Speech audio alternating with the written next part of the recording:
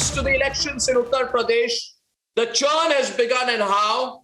You have Akhilesh, who is reaching out to smaller parties. The BSP is boycotting the district elections. Raj Bhar has suddenly emerged with a 5 chief minister formula in Uttar Pradesh. The Vadra Congress is hoping to survive. And Owaisi is throwing his own hat into the ring. Who's going to benefit? Is it becoming Yogi versus all? Let's debate. Thundering developments 9 months before the big Uttar Pradesh Assembly elections. The swings, the churn and the action has begun. Overtures are being made, big declarations are becoming the order of the day, and clamour for a solid plan of action is on. There are 5 players in this heated game.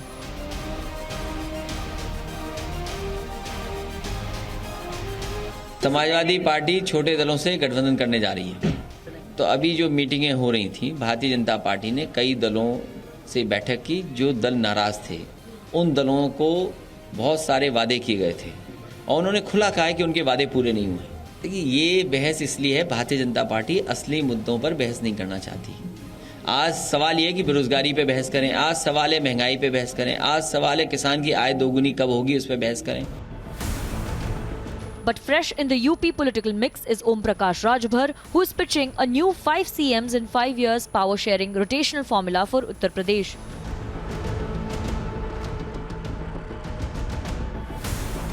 भागीदारी संकल्प मोर्चा में अकेले हम नहीं हैं। हम लोगों ने उसमें तय किया है कि चुनाव एक बार होगा, सरकार 5 साल चलेगी। 5 साल में 5 जाति को हम पहले मुख्यमंत्री बनाएंगे, एक साल।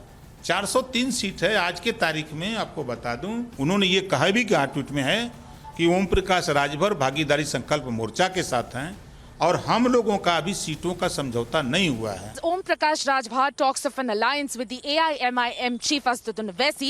They don't seem to be on the same page when it comes to seat allocation.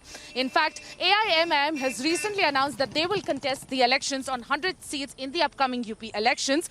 But Rajbhar has clearly and plainly countered this claim and said that the seat allocation is yet to take place.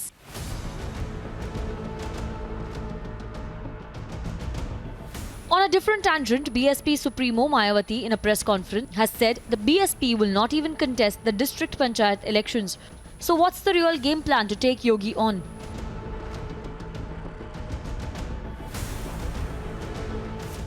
अब BJP भी वही तौर तरीके व शैली आदि अपना रही है जो पूर्व में समाजवादी पार्टी भी अपनी सरकार के दौरान अपनाती रही है, जो ये अति दुर्भाग्यपूर्ण व निंदनीय भी है। इसलिए बीएसपी ने इस समय प्रदेश में हो रहे जिला पंचायत अध्यक्ष के चुनाव को नहीं लड़ने का फैसला लिया है। The Bua Bhatija alliance that did no favors to the SP or BSP in 2019 is certainly not on the cards if what Mayawati said in October 2020 is to be believed. जब यहाँ एमएलसी के चुनाव होंगे तो तब फिर BSP party के विधायकों को इनके उम्मीदवार को हराने के लिए बीजेपी व अन्य किसी भी विरोधी पार्टी के उम्मीदवार को ही अपना वोट क्यों ना देना पड़ जाए, तो भी देंगे। Meanwhile, the Vadra Congress is already looking weak after senior leader Jitin Prasada walked out to join the BJP earlier this month.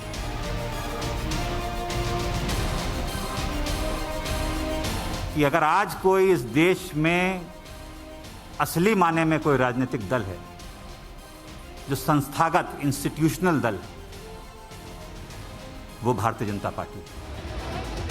So with no united front to take on CM Yogi Adityanath, the question really is, Uttar Pradesh is up for grabs, but is incumbent CM Yogi Adityanath beatable? Will the fragmented alliances only fragment votes?